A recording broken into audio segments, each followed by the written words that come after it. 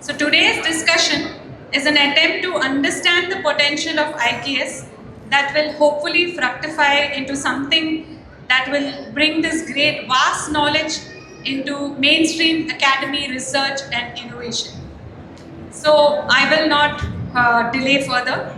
So I will introduce our moderator and esteemed panelists. Very lucky to have them. And we have the right person to moderate this conversation. Dr. Vinayachandra Banavathy. He's the mentor for Center of IKS and Head of Strategic Initiatives at Chanakya University. Dr. Vinay, please come on the stage. Yes. Our first panelist is Vinay Kulkarni. He is an entrepreneur, educator, and strategic advisor with over 25 years of global experience, spanning business management, wellness, education, and marketing. His work focuses on reimagining organizations through meaningful integration of dharmic principles and Indian knowledge systems. He is the creator of Dharmic Enterprise Framework, a practical model that helps organizations align profit with purpose, ethics, and long-term civilizational responsibility. He is based in Bangalore. He has established a unique cultural and learning ecosystem comprising the Upadesha Academy, which is the IKS-based workshops and retreats, Darshana Books and Gifts, and Samvada Bistro, alongside ventures such as ALCHMI, Sanskrita Shala, and Sanatani.com. And Ecom Elephant, his work consistently bridges enduring Indic wisdom with contemporary organizational and societal challenges. Please welcome on stage Mr. Kulkarni. Yes. Next we have Professor Shailaja D. Sharma. She is a professor in the mathematics group at the Azim Premji University and adjunct professor at the National Institute of Advanced Studies in Bangalore. Her research interest is the history of mathematics and particularly in Indian epistemologies. She recently co-edited a book titled The Computation Meme, Computational Thinking in the Indian Tradition, which discusses the computational thinking underlying Indian knowledge systems. She has characterized the probability distribution for the Indian playing dice as the Chaucer distribution. She also contributes to the public discourse by way of newspaper articles and talks. Ma'am, we welcome you wholeheartedly. Please come to the stage. Yes, our third and final panelist is Dr. Prathosh AP. He is a faculty member who has served at IIT Delhi and Indian Institute of Science, working at the intersection of artificial intelligence, machine learning, and philosophical thought.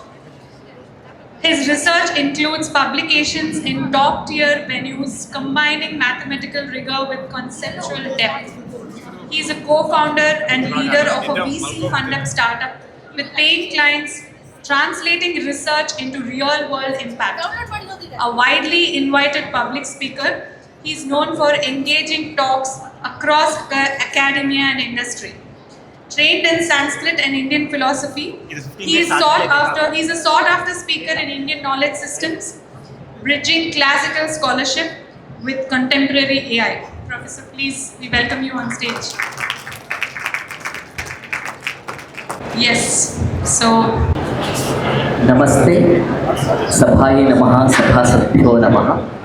It's indeed a joy to join such an illustrious panel and be the moderator, not someone who has the burden of answering, but who has the lighter responsibility of asking questions.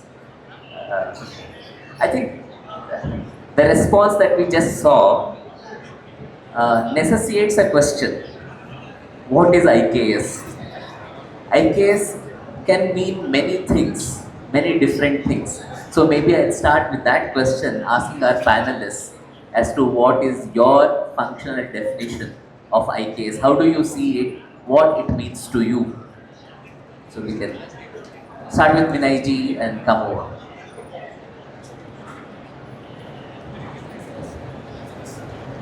Namaste. Thank you so much. Um, I think it was probably 5 years ago that this term Indian knowledge systems actually gained credence. But for those who are born and bred Bharatiyas, we have been living. We've been actually living IKS.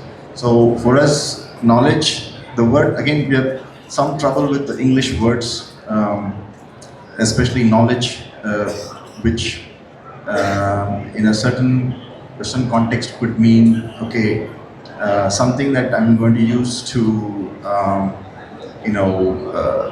manipulate, or, some gain is implied.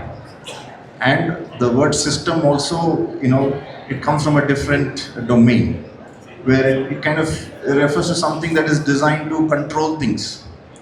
So Indian knowledge systems may not be the most accurate way of representing, but we know what they're trying to say with that term. And so what it means is the part of the continuous chain of Indians that have, our ancestors that have been, this land has produced. And when they looked at the world, and they looked at the universe, they wanted to understand, what is this universe? What is our role in it? What are all the components of this universe? What are the interconnections between all the things that make up this universe? And what is the interaction that is happening between me and this universe? And what is, what am I seeing, and what is real? So all these things, they ask these questions, and they also made observations. So imagine we just land up in a place, and there's already a beautiful game going on, and somebody has created these beautiful mountains, somebody has made these beautiful rivers, somebody has created this beautiful forest. I wake up and I find out that I experience something called hunger, but it comes in a cyclical way at a particular time. I'm not always hungry. If I eat, it goes away, then it comes again. So there is a repetition. I observe that, it gets bright and then it gets dark. There's sun, and then sun goes away, there's moon. So there's again the cycle of the sun and the moon. And then they start observing that, the seasons, they come and go. There's again a cycle. So they started seeing the cyclicity of things. The things come in a particular pattern. Who created this? How did this happen? Or did somebody create this? Or it happens, it's always been going on by itself. They started asking these questions in response to whatever they encountered. But one of the key responses they had to whatever they saw and encountered was a sense of wonder. Like, what an amazing and beautiful thing this is. And it is so beautiful that, I have something called hunger, but there's also something already created that satisfies the hunger, right? And I need something called shelter from the seasons, but also there is ways to protect myself from that. So looks like there is some design to this, somebody is really thinking about me, kind of thing. And so there's many different people had many different interpretations of how this creation happened. Did creation happen at all? Did somebody create it, or it happens on its own? So there are many different schools of thought that came from that. So some people made observations, some people did experiments. So over a period of time, a certain understanding developed about all these questions. So which then what we call as rishis, at a different level of consciousness, they perceive the entire creation in its entirety from beginning to end. And I don't want to introduce new terms when we're talking something basic, but at a particular level, they saw the entire creation and how everything happens, the cause and effect and everything, which they captured. They tried to communicate with others. They also tried to not just communicate, hey, this is what I saw, and you believe what I saw, but they actually said, here's a way through which if you follow this path, maybe you get to the point where you also see what I saw, and you also experience what I've experienced, right? So you don't have to trust me for it, you can see it for yourself. So that is how this, what we're calling today as knowledge system, it's what we call Jnana Pravaha. So they started being captured in different ways through sutras and shastras and various things. And over a period of time, a corpus of, body of knowledge was created. Of course, we differentiate between, Vidya and Shilpa. I don't want to introduce those concepts, but over a period of time, a certain body, what we call as Shastras, the Vedas, the Upanishads, and so on, were created. And again, it came from a point of deep love and compassion that the next person, the other people in the society can also experience the answers to this, but you don't have to believe what I say. There are ways in which you can come to the truth yourself. So that is kind of the basic foundation, which again led to, it is not only related to things that we don't see but experience, but also the material world, because we focused on both material prosperity and ultimate welfare. So on both fronts, Jnana and Vijnana, we made a lot of progress, and over a period of time schools were created, darshanas were created. So now we are calling that as Indian knowledge system, for starting us. Vinayji, if I can quickly summarize that. Yeah. So it's a response to the curiosity, the wonderment, the questions that were there as to how these phenomena occur. So in response to that, there's a whole body of knowledge that was created, but it can be called, or it is called Indian knowledge systems, because the bulk that we are referring to is being produced by this part of the world. Is that what I gather from what you said? Yes. Okay, we'll come back to this question, but I'll ask Shailaja ji, because you have been working in this. In fact, your book, Computational Thinking of the Indian People or the Indian Tradition, probably it will bring more light looking into the Shastra part, as you were mentioning, separating it from the metaphysical part. So how would you look into it, and how would you define what is Indian knowledge system? I think that we talk about Indian knowledge systems because we want to make the point that knowledge is not the preserve of any particular race or country or any part geography of the world. Knowledge is not the preserve in particular of the West.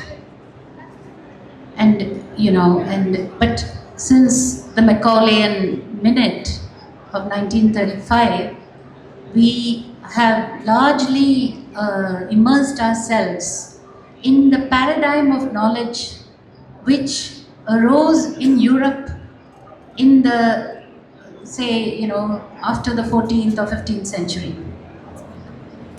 And in doing so, we had to make a choice also, to a certain extent, even at that time it was acknowledged that not all this knowledge that the West claimed to be Western science or even Western metaphysics had originated in the West. Even at that time it was not so claimed. I mean, even at that time it was acknowledged that this was not entirely Western origin. We can talk a little bit more about that later on. I will not dwell upon it. But the main point, I think, is to seek acknowledgement, number one, of the fact that non-Western societies or civilizations have also generated substantial bodies of reliable knowledge. I would talk about reliable knowledge.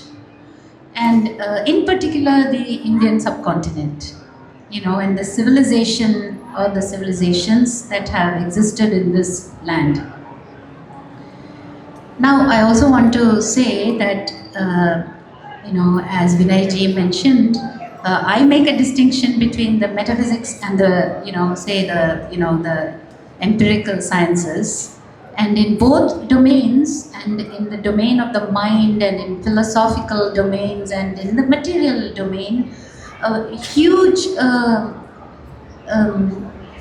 contributions were made from this in this civilization, and also documented in the oral tradition, subsequently later written down, and so on and so forth. But I was just saying that we had to make a choice in 1935, and the choice was made for us. And in making that choice, we had to give up. What did we have to give up? We had to give up, I would say, a way of thinking, a way of knowing, a way of doing, of finding out, which is what we call doing science. Now, when you did the word cloud over here, I was actually quite disappointed because the word mathematics didn't occur at all in that. I didn't see it anywhere, maths or mathematics or numbers, nothing. It's one of the major contributions of the Indians to knowledge, without defining knowledge precisely, but one of the major contributions in the world of mathematics. But also in so many other domains. Another major domain is medicine. So, when we talk, and of course, we can all have our own interpretation, but for me, Indian knowledge systems is all about the different ways of knowing, and the knowledge that was accumulated and passed down over generations, and that is so vast that it cannot be contained in a sentence or a few sentences, because it traverses. We just talk about the physical sciences or the practiced pertaining to the real material world, from linguistics and grammar and prosody and poetry and rhythm and melody and music and dance and drama, and which is now already in the realm of psychology and so on and so forth. Mathematics, astronomy, medicine I already mentioned, and literally every all domains of human activity were the subject of study, scrutiny, refinement, and transmission over thousands of years. I believe that's what Indian knowledge systems is all about. Thank you. Shailaja, you brought about a very important point. Probably that's the line of discussion we'll take up in the next round. Ways of knowing.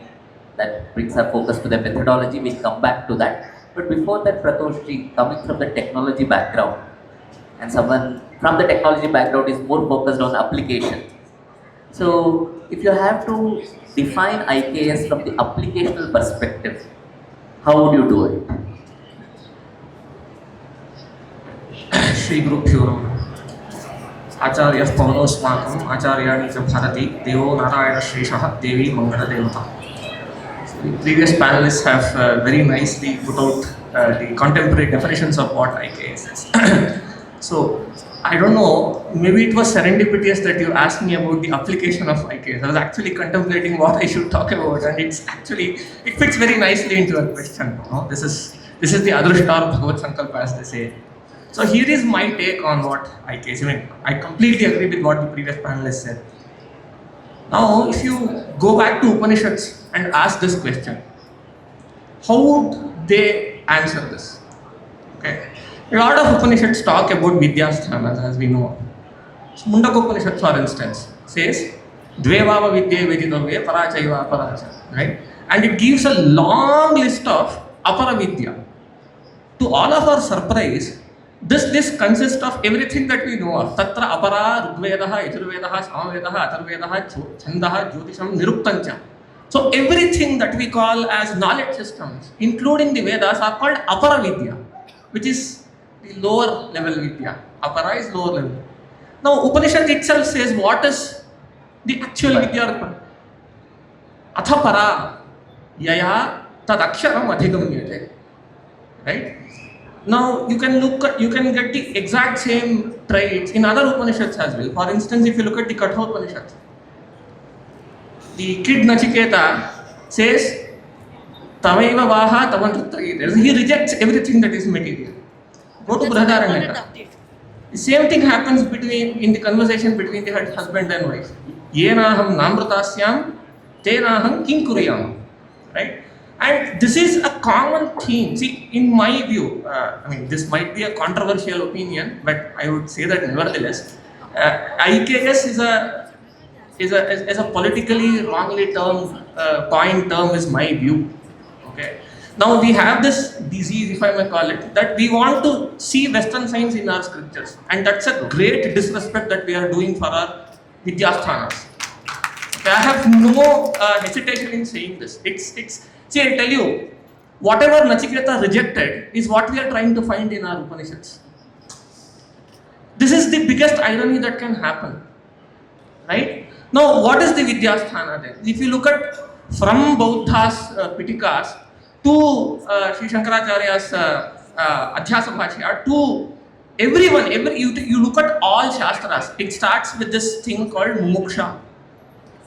Upanishad also calls Aksharatva as the ultimate aim of Vidya, right? And the Yajnavalkya Samvada also says that, right? Enaham namratasyam, tenaham kinkuriyam. See, what is it? What's the point of all of it if it doesn't lead me to the idea of Aksharata? Right? Sri Madhvacharya also in one of his Prakarana Grantha says this, Tesham dukha prahanaya shutaresha pravartate. You talked of applications, right? What's the goal of every piece of technology that we create? It is to make human life better. Right? So now what is the ultimate betterment that one can happen? Ultimate betterment is when one has this state of ultimate time unbounded bliss, which does not come from anywhere outside, it comes from within. So this is the idea of moksha. Look at that word, it's so beautiful. Moksha, Srimad Bhagavata says, no, muktir hitva anyatha rupam sarupena vyavasthitihi. Moksha is not getting something, it is getting rid of everything that you are not. Look at the beauty of that definition. So this thesis, this hypothesis, that the thing that every chetana or achetana is looking forward to, which is the state of being blissful, does not come from outside and it's within, and you can achieve it for eternity, is what I call as the Bharatiya Vidyasthana. Right? So this is the ultimate ambition. So people say going to Mars is ambitious. No. Look at Nachiketa, right? You will die no matter if you go to Mars or Jupiter or anything, right? Api sarvam jeevitam alpameva. So can there be a state where there is bliss that we seek every day for eternity? So this is the picture, or this is the dream that Bharatiya Vidyasthanas paint and give us. So to me, this is one common thread, right? You look at all Vedanta Shastras, you look at except for the Charvaka idea, right, where the idea of Jiva Sthayitva is not there. Let us keep them apart for a while. I believe that most of us here are not Charvakas, right? It's very hard to be a Charvaka, by the way. Right? I keep telling my students, to be a 100% Astika and a 100% Astika, it takes a lot of character. It's not easy. We always are in between. Right? It's very hard to get evidences against the existence of whatever adrishta that we talk of. It's definitely hard to get the evidence, so-called evidence for the existence as well, but Shastras try in that direction at least. So the point is, if you look at all Vidyasthanas, right, this idea of achieving eternal bliss from within does not exist in any of the other civilizations. Okay. Think about it, right? Some of the Greeks actually thought about it, even Stoics made those kind of observations, but they could not reach there, because all our darshanas came from Veda, and these ideas are embedded there. So that is how we could derive those kinds of ideas. So to me, Bharatiya Vidyasthanas are the ones, right? Yaya tad aksharam adhinumyate. That is the definition of Bharatiya Vidyasthanas. And I think we will do, and that's the ultimate application. Now, I keep getting asked this question all the time. Oh, if your rishis were so brilliant and intelligent, why didn't they come up with electricity? Why wasn't semiconductors something proposed by you? See, the answer is very simple. I mean, you will not indulge in something that you know is detrimental towards your goal. So they knew anything that has to do with the nature of Prakriti is going to bind us more. So when the ultimate goal is to escape Prakriti, why would you take up a pursuit where you exploit Prakriti more and try to extract the bliss that you want more and more from the Prakriti the very Prakriti that you are trying to avoid? So they made a conscious decision not to pursue Prakriti. The frugality of this was the thought process. I can guarantee you, I mean, you have studied Shastras, right? If you look at some of our, let's say, debates, the Vedantic debates of, let's say, Dvaita, these kinds of things, at an intellectual level, they are no mean to the advanced variational calculus that I teach at IISc. In fact, they are intellectually more superior. Now, it's only a stupid man who would believe that these people could not intellectually crack these codes. They made a conscious, I mean, as the previous panelist was saying, unfortunately, we made this other choice when we got independence. But our people had made that choice that we would not indulge in Prakriti because the very pursuit is to get rid of Prakriti. Right? So I'll stop there. So to me, Vidyasthana, Bharatiya Vidyasthana is Yaya tad aksharam adhinumyate. That's the way I want to look into this topic. So there are two important points that you're making.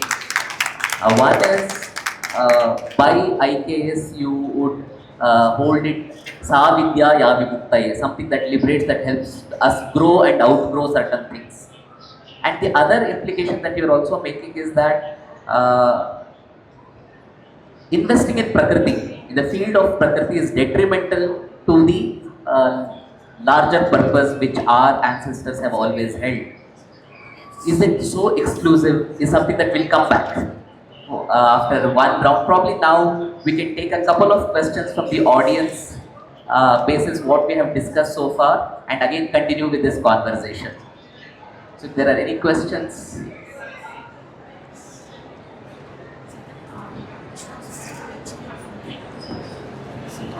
So you can clearly mention to which panelist the question is being directed, or I take the liberty to do it.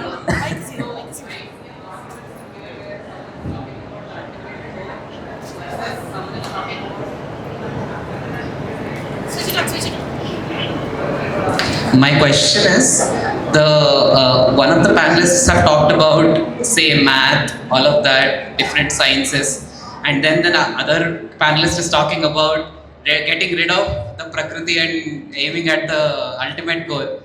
So how do we clear this controversy is my question. That is it. So we will hold on to those, the entire spread, that would be the course of the conversation, but if there is any other question.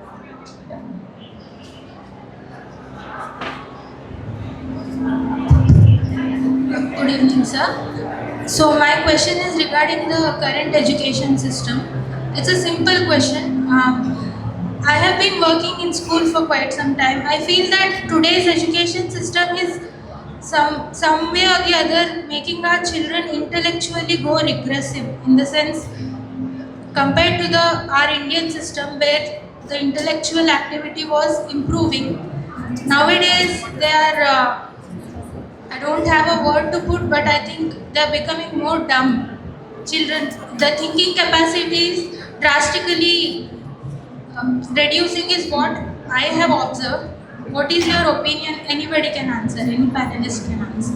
Direct to anyone specifically? Sir, Dr. Prathosh. Yeah, maybe both Have to call me can doctor. respond, Shailaja ma'am and Prathosh Yeah. ji, because both of you are in Pedagogy, right? So teaching scenario, environment, and the kind of students who are coming in. How do they go out? I mean, yeah. what you said is true, I agree, right? Again, the difference between the way the Shastras teach and we teach today is pretty different because I keep quoting this multiple times. Look at our Puranas. there are conversations between the seeker and the teacher. So this seeker asks a question. The teacher does not start answering. He says, Sadhu Krishtam Mahabhaga. That is how he starts. He says, oh, such a wonderful question. Okay? And Sri Madhvacharya quotes one of these things in his Bhagavata Tatparya. He says, the Shishya or the student acquires more punya, okay, the better questions he asks. So the more difficult he makes the life of a teacher, he gets more punya. So basically, if you look at all shastras, right, everything starts with this one sutra, which starts by saying jignasa, athato dharma jignasa. What is jignasa? Jignasa is vichara, inquiry. The problem is, in our classrooms today, thanks to whatever historical things that happened, we systematically stop that very trait that is needed for knowledge transfer, which is inquiry and question. So that is the biggest problem. So unless you incentive your students to indulge in the path of inquiry, that is why every teacher in a Purana would say, oh, this question, not only you got this question, somebody else had also got this question. I'll tell you a Purakalpa on this particular thing. You will get, this is such a nice question and all that. So that's incentivization. So we need to get back. And also in a lot of Puranas, right, there is this narrative that if the Guru does not know the answer for the question, he says, you have asked such a nice question that even I don't know answer for. Let both of us go on an inquiry and ask someone else. This was the parampara. Right? How open are we in our classrooms? If a student asks you a question and embarrasses you, in fact, as an action item, I will just share my personal methodology that I have adopted in my class. I have taught in IITs and now I teach in IISc. I have been doing this for a decade now almost. And in every of my class, every of my course, I make this statement that if a student can ask me a question that I cannot answer, they will get 1 grade up. And I have been doing this. And you know what, it works. I have counted how many times that this has happened, and this has happened 9 times. And all 9 questions that people asked have ended up being top tier scientific journals and conference publications. Because that's the only way knowledge can go. So, you are a teacher, you said, incentivize your children to embarrass you. That's the only way, right? Push them to ask questions that makes you uncomfortable. You meaning as a teacher, right? Incentivize children towards the path of inquiry. And that's what Bharatiya Parampara did. And because of the historical fact, right? These people who invaded us did not want us to ask questions. So they created these institutions called schools and colleges, which are factories where people go in with curiosity and come out with a lot of dumbness, as you rightly said. Right? We have to change that as teachers, and that would be my opinion. Shailaja, please. Thank you. Do you agree with that question in the first place, and then what is your response? I think this is a very, it's a commonly asked question. It's not a surprising question.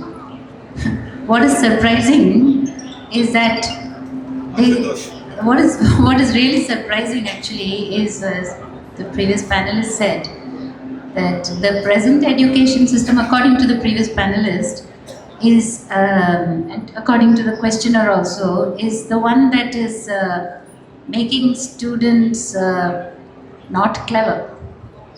But the criticism of the so-called Indian method of studying, which is stated to be rote learning, the precise criticism of the so-called Indian method is that Indians, they just do rote learning and they just repetitively recite things and they don't really understand. And now the questioner is saying the present education system is making students not understand.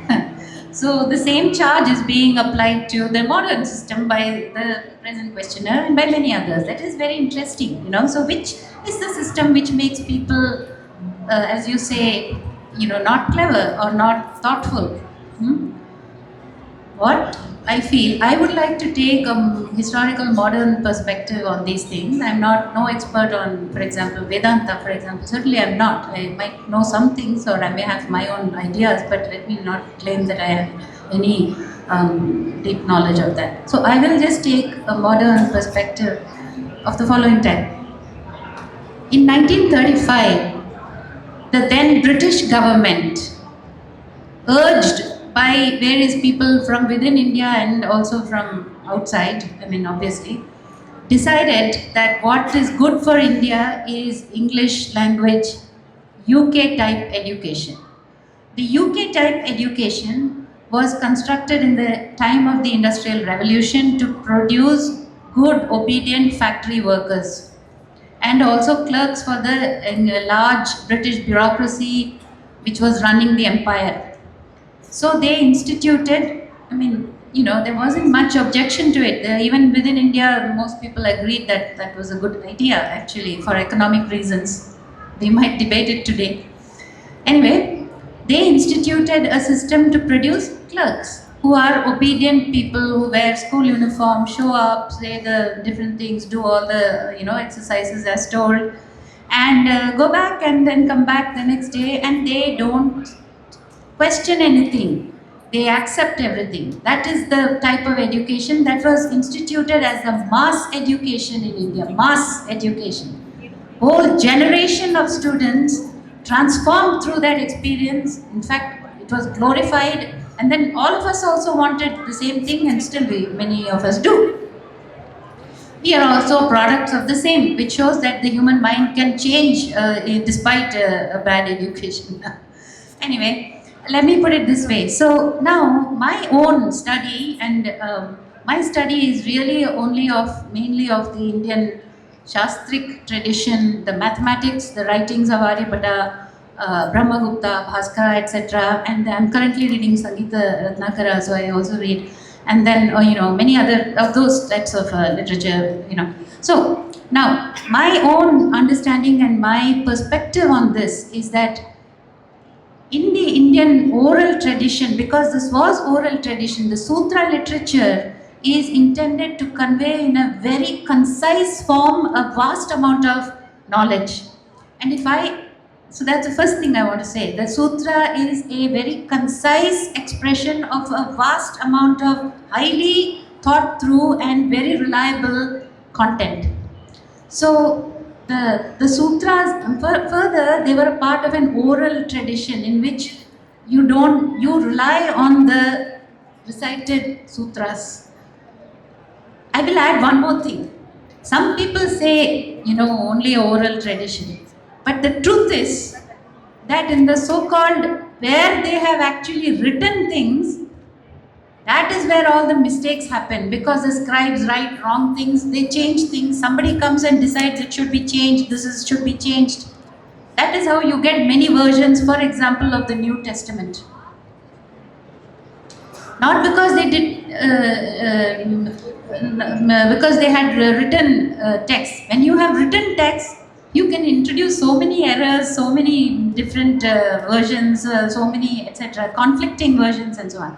In the oral tradition, which is bound by the metric system, the meter, the Sanskrit verse meter, you can't, there is no scope. Plus, there are many other checks and balances to make sure that the fidelity of the material is not changed, is high. The fidelity, it is preserved with high fidelity over thousands of years. So the recitation and the repetitive aspect of the Indian tradition is because the most important knowledge was extracted into the sutras, and indeed the sutras are like that. For example, the mathematics sutras, the astronomy sutras are like that. They encode astronomical parameters, they encode mathematics formulas, you can call them theorems if you want. They encode methods for doing certain calculations. They encode entire algorithms in sutra form. You have to learn it by heart, because that is the thing that is going to protect you from a wrong application and wrong use. So one thing is, so we have to understand what is this thing, why we repeat and learn something by rote, and that has a place. Is there a minute to say one more point? Quickly. Very quickly. The other thing, and I will leave it without explaining or defending my stance. We are told that our problem is we don't ask why. We simply accept, we don't ask why. Supposedly we don't ask why, and that is the biggest problem. And that the Indian, these people, they didn't also write all the why and all that. But actually, in my own study, I have found that the Indian, the thinkers and scholars, they were very, very careful when they attributed cause in matters of physics, or physical material world. I can talk only about that part. They were very cautious in attributing cause because of, and that is in the Nyaya literature actually. Okay, the Nyaya, the logic literature is very careful because they don't want to attribute false causes, because it's very easy to attribute false, erroneous causes. This is a very important epistemological issue actually, because it's a big issue currently in machine learning, in all these areas where you are interested in excavating causes, but you can only see the results. How to determine what was the cause? So it's a big deal. So if the Indians had a way of transmitting knowledge, it was for a very good reason. And I want to turn the tables around and say that if we did rote learning, it was for a very good reason, and that reason is still a very good reason. Vinay, I want to address a few things. So, those are very good questions, and I also want to address the concept, the idea of application. Now, I want to ask. We have one Yeah. round for application separately. Okay, fine. So, but I want to say this. When you're trying to understand what is IKS, I think it's good to understand some fundamental frameworks. If you understand that, then you look at the entire corpus of literature and also the cultural assets we have through that framework. You have a better understanding why and how we created that and why we use that. Now, one question is, if you want to wish something for your son or daughter, what do you wish? You wish for material prosperity, right? And you also wish for the ultimate welfare. So, Abhyudaya, Nishreyas. Abhyudaya and Nishreyas. So this was our thinking. We want both. So there's no dichotomy for us between this and that, right? So, so many vidyas like Sri Vidya, Hoga and Moksha, both, right? Simultaneously. And in fact, you can't get the chaff of the wheat without growing the wheat. You can't have only the chaff. So the wheat is the spiritual evolution and the chaff is the material prosperity. So both happen simultaneously. Sorry? Sorry? Okay, sure. And then we said Dharma, Artha, Kama, Moksha is the legitimate goals of life. And so we had, in terms of knowledge creation, we had Dharma Shastras and Sutras, and you have Artha Shastra, you have Kama Shastra, Sutras, and you have Moksha Shastras. So our knowledge covered everything, all those things. So from that framework, see, the individual happiness is a collective pursuit. So everybody collectively was working towards the individual happiness, and individual and the collective welfare is an individual pursuit. Like Vivekananda, Adi Shankara, the individuals who work for collective and the collective that work for the individual. So the collective and individual together is the dharmic pursuit. So when we're talking about knowledge creation, we also, and education, or any question you want to ask about any of these things, first thing is, what is the purpose? For us, the purpose was achieving Purushartha, right? And the Dharma. So even we created 5 to 9 types of steel. We had the wood steel. The Damascus sword is made from our steel, right? If you look at the Kailashnath temple, that is an application. So there are so many applications, but whatever it is, when we wanted to start looking at the world and generating knowledge, the purpose was to understand it and also to see how we can work within the parameters of nature itself, knowing that we are part of nature, not to dominate nature, right? So I just wanted to say that, and so anyway, I think he'll come to the other things, but basically we wanted to say that the idea was created by the West that when they came here, in fact, there's a lot of work done on this, post-colonial studies, where James Mill and so on, they tried to say that we were not interested, we didn't know or we didn't understand anything of the material plane, we were only interested in the other world. And that is not true. We excelled in both, and we saw both as necessary. Thank you for this thought-provoking responses that we have had for this particular question. This leads to another important area that requires a thorough examination is whenever we speak about knowledge creation or what qualifies something as knowledge, it's the epistemology, the methodology. So if I were to ask, were the Indian methodologies fundamentally different from the Greek or the modern Western? Or is it just presented in a different manner? What would be your take on? Is that something that will stand out? So I would like to hear from each one of you. Maybe a sutra type answer. Yeah, I mean, if I like to look at it through the Panchakosha. I mean, I don't know if you're familiar with the Panchakoshas, the Annamaya, Pranamaya, Manomaya, Jnanamaya, and Anandamaya. So there is no really no conflict. Only thing is, most of the Western pursuits kind of stop at the Annamaya level, and ours continues beyond. So we understood and knew and had methods to access things that are beyond the senses, and that is where a lot of the conflict arises. But is yoga not science? I mean, because before we answer any question, before we look at anything, we have to first define the frame or the mental model through which we're looking, and that completely defines the answer we get. So first we have to cleanse our lenses of the colonial imprint, the colonial questions that they put. For example, I was doing a course teaching a course for Jain recently, and somebody said, I'm amazed that we have such a great knowledge system, but why are all people superstitious?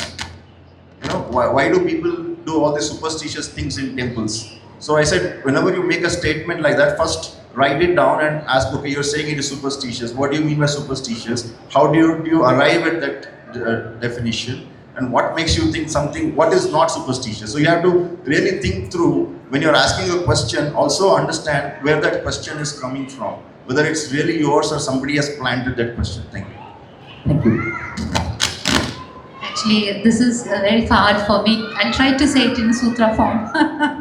This is an area very dear to me, and I think for me, I see it to be very central also, because there are very significant differences between the Greek methods, which the Europeans, the modern Europeans, claim to be their intellectual ancestors, and the Indian method, which is embodied or exemplified in the Shastra literature. The main difference, and this is something we can talk in great detail about, but this is not the time to. I cannot obviously discuss it in great detail, but there is a very significant difference, even though there are large overlaps also. The Indians were extremely, open-minded about their methods actually. More importantly, the Indians did not have prior prerequisite beliefs for their scientific pursuits. The Indians, far contrary to what most people think, actually did not pre-require that you have to subscribe to certain beliefs before you can progress with your thought. The illustration. So, for example, the best illustration, there are many illustrations. Perhaps the best illustration is in astronomy, because the Indians observed the skies they observed the celestial bodies. In the very early, perhaps pre-Vedic periods, they were already recording and writing in some form, recording their observations about the celestial bodies and their movements and their behaviors through a sustained observation over a very long period of years. Actually, entire lifetimes were spent in observation and recording in some format, some story format or some format. Subsequently, but the most important thing is what happened in the, let's say, in around the 500 in the before the common era to the 500 of the present era, where we see very significant use of numbers and computational algorithms. This is a unique contribution of the Indians because the Indians were very good with numbers. They invented the present number numeral system, the numbers from 1 to 9 and the 0 to establish the absence of a number from 1 to 9, and therefore decimal based, that is a base 10 number system in which they could enumerate, with the use of the Sanskrit language also, enumerate any large number with no ambiguity and with great ease. And not just numbers but also rational numbers, that means a number divided by another number.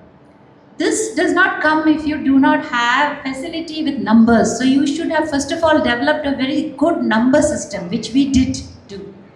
Because we had good number system, we could do very good calculations. Indians were the best at calculation. There is no question about it. Because they could work out very large, very precise numbers, because they had no problem with very large numbers in the numerator and very large numbers in the denominator. So the Indians made very precise astronomical calculations, and the Indian method was based on observation and calculation, and the principle was darshanam ganitam chaiva yugapat yoga sadhakam. That means the two have to go together to get a good result. The darshanam, the observed, and the computed ganitam cha yugapat yoga sadhakam. So this is how they have described their method in astronomy. What was the Greek method? Very quickly I will try to say a few things. The Greek method was based on what is the most beautiful shape in the world. Maybe it's a circle, let's say it's a sphere in 3 dimensions. So surely God must have made the whole universe spherical.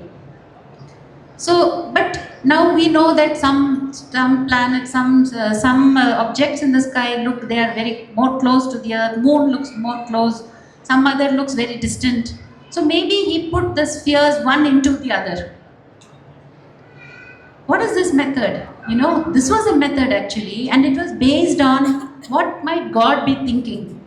Let us say God prefers very perfect shapes like a circle. Why would God prefer some strange shape? The Indians were not concerned with this. They did not say God prefers a sphere or a circle.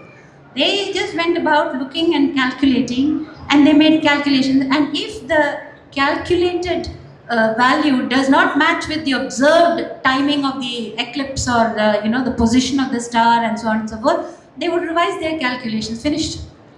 This is the method of the Indians, which is completely empirical and computational.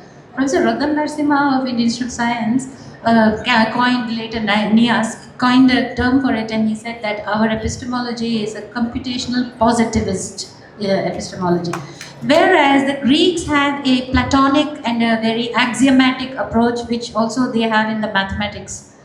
So it is completely based on, first let us agree that these axioms, then we will work.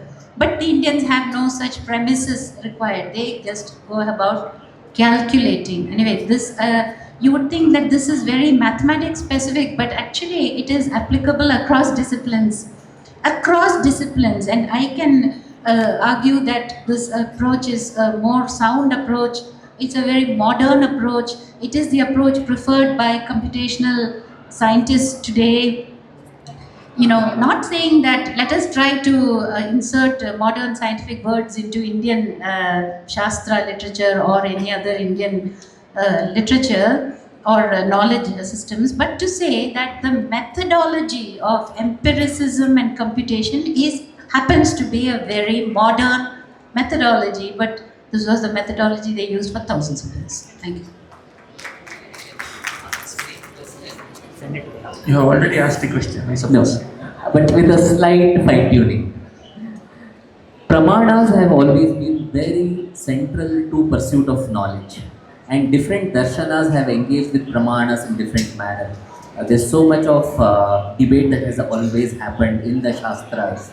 So, what role does the additional pramanas, which are the common conventional ones, would be the pratyaksha, anumana, upamana, shabdagama, but there are also yogica pratyaksha, the intuition, such other epistemological approaches are also there. So what is your take on that, coming from both the fields? You turned the question into a Vedantic debate now. No debates, just Yeah. So initially, when you said you had the question, what are the epistemological methods of Bharatiya Parampara and Western science or what are different, and you wanted a sutra answer. I was just thinking, Please. I composed the sutra. Naika prakaratvat, asya tathatvancha anubhavat. This is the sutra answer. Now you want a vyakhya. Because we don't stop at sutras, right? You ask for a sutra, you made a sutra. No, we don't stop at sutra, we need a vyakhya. Please repeat the sutra. Naika prakar na iti pratignya. Eka prakaratvat. Asya tathatvancha anubhavat. I got the inspiration from navilakshanatvat asya tathatvancha shabdat. Right? I created one more sutra. Na. My pratignya is na. What do I mean by that? The modern, as she was saying, the modern scientific methods of inquiry is exactly the same as the Indian or the Bharatiya methods of Pramana Shastra. And this is my pratignya. The hetu is eka prakaratvat. See, in my sutra itself, I'm doing this so-called scientific way of looking at it. You make a statement, then you come to the proofs, and you give proofs for proofs, and so on. Now, you also talked about several other pramanas, right? Pratyaksha, Anumana, and Agama. There's a fantastic work which compiles all this Pramana Shastra. It's called Pramana Paddhati. Right? It's written by one of the medial saints, Jayatirtha. So where he boils all these down into 3 or 4 subcategories. So they are only different prakaras of the same thing. Now, I have made this exercise myself and with my students. I can write a Shastriya Nyaya Shastra Kotikrama, right, as a proof, a formal mathematical proof. And I can write a formal mathematical proof using the Anumana and their doshas using the Nyaya Shastra. This is Asya Tathatvancha Anubhavat. I have done this. So, when she said that there's a phenomenal difference between how the ancient Greeks looked at it, I agree with it. But now, Westerners have caught up, and they have realized that science has to be done only the way in the way the Indians taught them to do. So you know what? All Shastras have this bedrock, fundamental thing which he actually explained. Manadhina meya siddhihi. It is not start with something and look for pramana for this, right? Manadhina meya siddhihi, which means your observations, your ontology depends on your epistemology. If your epistemology is contradicting your ontology, change your ontology, don't change your epistemology. Manadhina meya siddhi. This is exactly how today's science works. Now you start with, the so-called modern scientific methodology, right? Ascribed to people like Galileo. Start with observation, then hypothesize, experiment, and then infer, and repeat this cycle. This is exactly what we do. You get some jnana and do the pariksha, and then if the pariksha is aputu, go back and change your anuman. This is what we call as kotikrama. Start with some lakshana, that lakshana look at some ativyapti vyapti, then give some other visheshana, that also is ativyapta, then you have another lakshana, and you write hundreds of pages of things. So, in my mind, there is absolutely no difference the way the Nyaya epistemological systems and debates have been constructed and the so-called modern scientific methods. The only difference is we resort very heavily on this shabda, especially the apaurushaya shabda, right? While the idea of apaurushayata also comes from the pratyaksha anumana, that's a different debate altogether. However, except for the apaurushaya part of it, it's exactly the same. In fact, it's See, all of the Jatyuttaras, as we say, which are the Anumana doshas, you have this Hetvabhasa and all these, right? All of these can be mapped one-to-one with logical, fallacies of logical proofs when you are deriving a mathematical proof. I see zero difference. I mean, unless you go through both of the texts very rigorously, you will not appreciate what I am saying.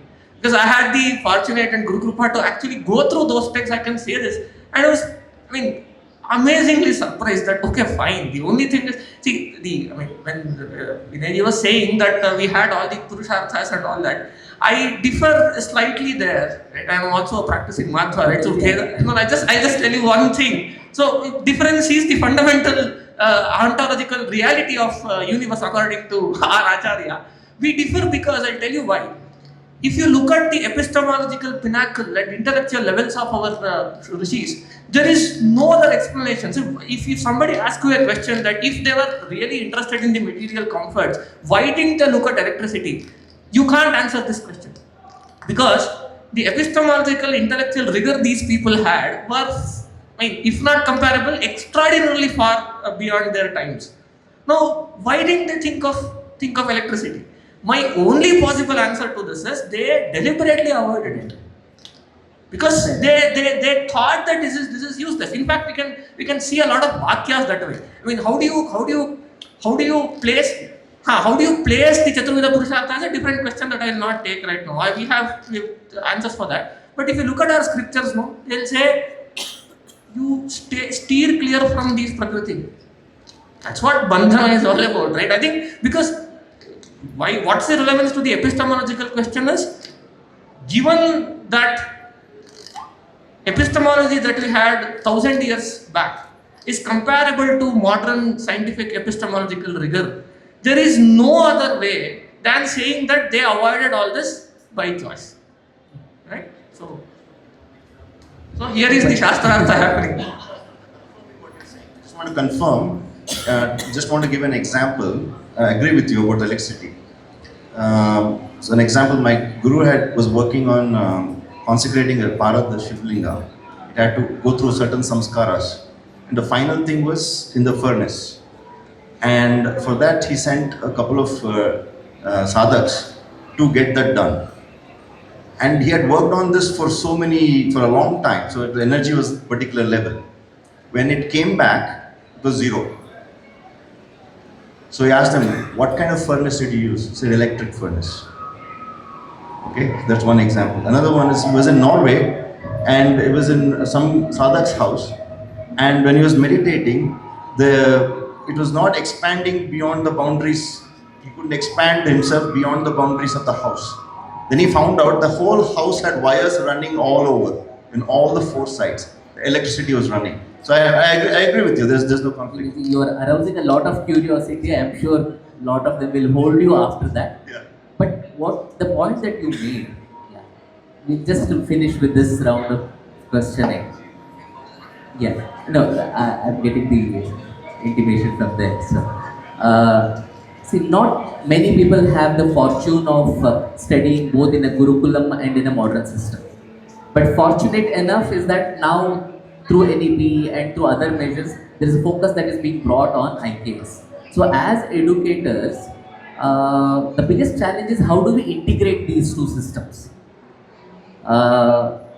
They, at least at the moment, they seem to be operating at two different levels. The conversation is not good enough to be very harmoniously to be brought in a classroom.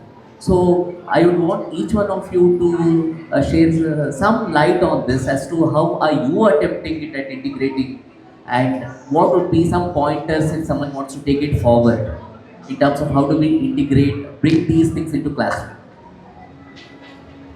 It's definitely a Sutras is general guideline for... Yeah, Sutras, sure. See, I think the one, bringing IKS into education is not as simple as replacing the earlier content with Indian content. This IKS is not really about the content, it's about the pedagogy. It is about the person in front of you. And, it's my dharma is to, I want the complete flowering of this child in front of me. in every possible way. And so, if you take the Bhagavad Gita, right, Krishna could have told Arjuna, hey, just shut up and fight, don't ask questions, right? But he took 18 chapters and found so many different ways to answer the same thing, and he never got tired of Arjuna's incessant, persistent questions, right? But why is that? Because you really want this person to understand, you really want the progress of this person, right? So that is the intent. That intention is the starting point of IKS for the teacher. And there are different methodologies, different pedagogies that you can bring in. I just want to give one example. I was working with some kids, and the topic was to do a workshop on Indian culture. But I saw that the kids were extremely restless. This was just after COVID. And some kids couldn't even sit straight. They were rolling on the floor. So I thought the thought per second is so high. And the kids themselves were aware of this, and they were saying, I can't do anything to control my mind, help me out. They were saying that. So I said, forget about the curriculum. The objective is not the curriculum. I have to address the problem that's right in front of me. So immediately I created a game, right, where I said, your mind is a pet, and let's see how we can train the pet. So I went through a whole process where they named the pet, they drew a drawing of the pet, and they described the pet, how it behaves. It is unruly, not obedient, doesn't do what I say. And then I said, okay, what do you want it to do? Make a list of that. They made a list of that. I said, now you train this pet, you tell all this to your pet, that I want you to be this. And to do that, they had to close their eyes and start communicating with themselves, and they were meditating. and never use the word meditation, right? So after the thoughts per second they calm down, then we address. So it's activating the learner, right? You're really interested in, making sure this person is learning. And we also have a section where I just ask them to ask questions. So we'll not deal with answers, just keep on asking questions.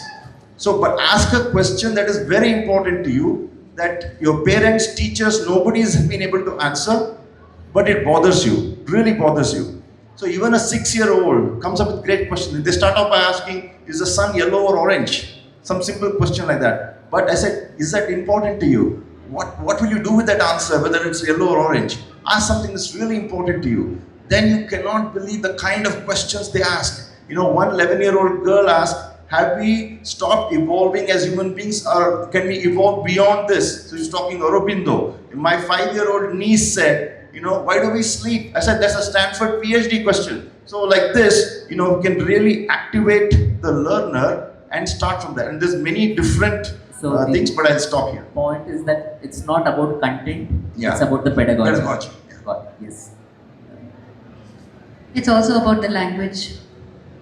I'm a proponent of translations or, making study material available in Indian languages and in promoting Indian languages. That's one thing very important in my mind.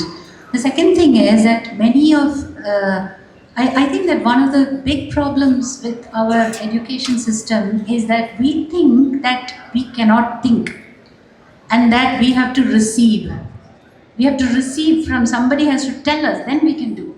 But that's exactly the Macaulayan system. That someone has to tell us, and that someone preferably should be, rich, powerful, white-skinned. Okay. Anyway, so the problem is that we are very hesitant to think for ourselves. Please teach me how to think. This is what we are telling. Teach me how to think.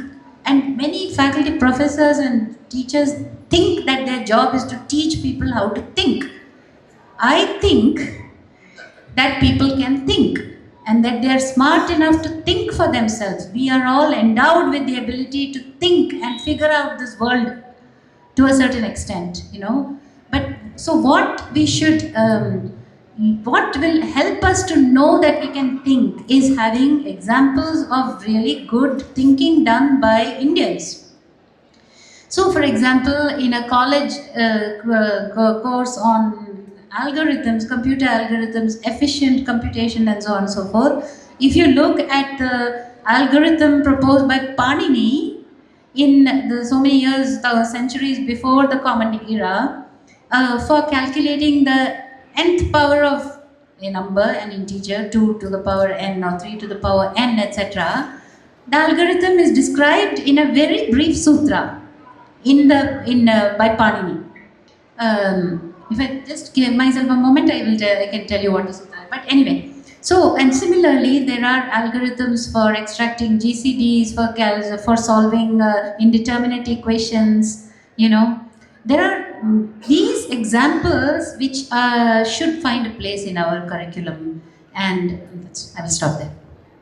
So some illustrations of the achievements or rare thinking capabilities, which is so much available there in abundance, should be reflected in the curriculum too. Okay. You said what is supposed to be said, so there's nothing to say. I just recall something my Reverend Guruji used to tell me. He talked about Indian languages, right? If I say this in English, this will be lost in translation. So he told me in Kannada, I will tell you in Kannada. I hope all of you understand Kannada. If you don't, I'll maybe just translate. So, and when I went to my Guruji when I was 9 years old, 10 years old. A tall man of humongous stature, scholastic stature. Nimtara hegagudu. Always startling, right? ಏನು ಕೇಳಿದ್ರು ಹೇಳ್ತಾರೆ, ಯಾವ ಶಾಸ್ತ್ರ ನಾಲ್ಕು ಶಾಸ್ತ್ರದಲ್ಲಿ ಏನು ಪ್ರಶ್ನೆ ಕೇಳಿದ್ರು ಉತ್ತರ ಹೇಳ್ತಾರೆ, ರಿಗರಸ್ ಆಗಿ ಮಾತಾಡ್ತಾರೆ. ಹೆಂಗೆ ನಿಮ್ಮ ಥರ ಆಗೋದು? ಅವರು it seem very simple when you said that. Frustrating ಅನಿಸಿತ್ತು. ಏನೂ ಇಲ್ಲಪ್ಪ, ಮೈಗೆ ಬಗ್ಸಿ ಒಂದು 15 ವರ್ಷ ಓದಬೇಕು ಅಂತ. This is all he said.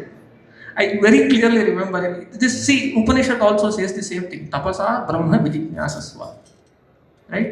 Go to Patanjali. Nishkaranam Vedaha Shadangaha Adhitavyaha Gneyascha. So there is only one way. Study. Spend time. Put in hours. Gurumeva Abhinachet Samitpanihi Shrotriyam Brahmanishtam. That's the only way, and it has worked. Everybody and anybody who has gotten a thing or two in this universe has gotten it through hard work. So I always compare this question with some, a kid comes to me today and asks, how do I solve a partial differential equation? And the kid is 5 years old. What would I say? So go learn to add numbers, learn algebra, learn calculus, the limits, then come to variational calculus, then I'll tell you differential equations. Then you can solve. Take 15 years, we'll do that. No rocket science here. So so-called integrating and all that, I think, if I have to make a humble call here, Shastra Adhyayana is a non-negotiable thing. Okay, so it gives you a completely different perspective. Just last week, I was giving a talk somewhere, and he was there saying, it is not because you suddenly try to find. I'll tell you a very interesting thing, something that happened. There's a friend of mine, IT Bombay grad. Built a startup, made a lot of fortune, came back to India. He was talking to me yesterday. He said, I studied Bhagavad Gita, ratta maar ke itna padha diya. So, abhi unse kya karu main? Right? So, what do I do? See, the guy wants to find the next best discovery in AI in Bhagavad Gita. I told him, I'm going to tell you the disappointing news, you will not find it. Right? So, क्या करूँ उनसे?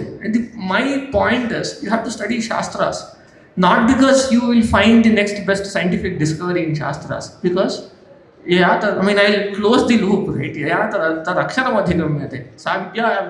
Basically, it gives you a different perspective to life. So, Shastra Adhyayana should not be integrated into the modern curriculum. However, Shastras have to be studied for the sake of Shastras. Right? Nishkaranam Vedaha Shadangascha Adhitavyaha Gneyascha. So every household should make our children study at least one of the Bharatiya Shastras in its utmost rigor. So they say, no, ekasmin janmani ekam shastram. So at least make them study one Shastra. No? See, you make them study math, science, there is engineering and all that. Add Bharatiya Shastras also into it. I'm not a big fan of integrating parampara into curriculum. You know what, before this mass education business that happened, she very nicely summarized that because factory workers, every grahastha home was a gurukula, right? It is your duty as a grahastha to educate 4-5 students. That's why, yathapa pravadayanti yatha masa ahatyaram evam mam brahmacharinaha dhatarayantu. That is the prarthana that we do every day. So teach 4 people. So every learned person have to himself study one Shastra and pass it on. That's what my Guru did to myself. And that's what I'm trying to do to my students. And his Guru did it. That's the parampara that we have to protect now. So it's not integration. It is studying Shastras for the sake of Shastra study. And every one of us have to do that, is my opinion. Thank you very much. For the want of time, I want to repeat this because again and again we face these questions as to how do we bring it in, how do we integrate. So a quick summary would be one, of course it needs to be brought into curriculum. Textbooks are being rewritten, a lot of changes are happening, new set of textbooks are coming in right from early age, so definitely that change is happening. But don't limit IKS to curriculum or textbook or classroom alone. Pedagogy is the most important thing, and one of the hallmarks of the tradition was making it experiential. This I have experienced many times with my own students. We might give 10 hours of lectures on yoga psychology, Indian psychology, but it's so boring. Make them go through an experiential workshop, it's life transforming. So, pedagogy is the most important thing. So, first is curriculum, but not limiting there, extending it to pedagogy, and then also encouraging them, inspiring them to pursue at least one Shastra or one text. My teacher used to say, Ekasmin Janmani, Ekam Shastram. Now, it's not even Ekam Shastram, Ekaha Grantha.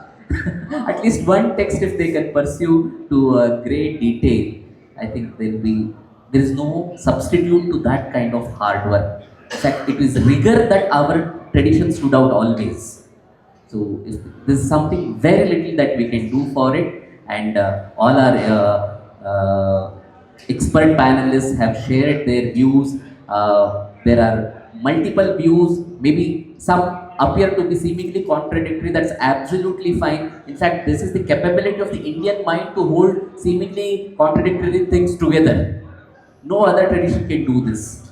So, I think we are in the right direction, the right space, and the right guidance, and this will leave us with a lot of thinking, and we bring the current session to a conclusion. I'm sure the panelists might be available for a little longer, so if you have any questions, you can definitely approach them and take the conversation or write to them. Yeah. Yes, please. Yeah. I just wanted to add two things. One is this learning by rote keeps coming up, and the origin of that is the British in their country, they saw the Catholics learning that way, and the Protestants had a aversion to that. When they came to India and saw the Gurukula students learning our chant, they thought it was the same thing, called it rote learning. So that's one thing. Second thing is, our method is Shravana, Manana, Nididhyasana, and I'll add Satsanga. You know, if you bring this into it, it is actually suitable for the learning the sutras and everything. I think it will be a great thing to teach the kids. In addition to, so if somebody learned the Bhagavad Gita by heart, that's good. Now you have it in your mind available whenever you want, but that is not the stopping of it. Next is then Manana, Nididhyasana, that has to happen. That is the thinking and contemplating on it, and then internalizing it and actualizing it in your life. That also is a complete circle, not just learning it by heart. Thank you.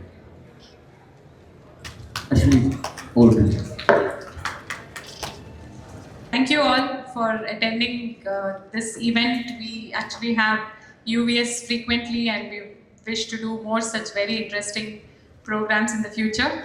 And I'm thanking the esteemed panelists. Really enlightening discussion. Like I said, I don't think it can go for hours, and we could still be listening to you. Thanks to our moderator Vinayachandra ji. Thanks to our Param team, and particularly the programming team which put together the whole show. Thank you so much.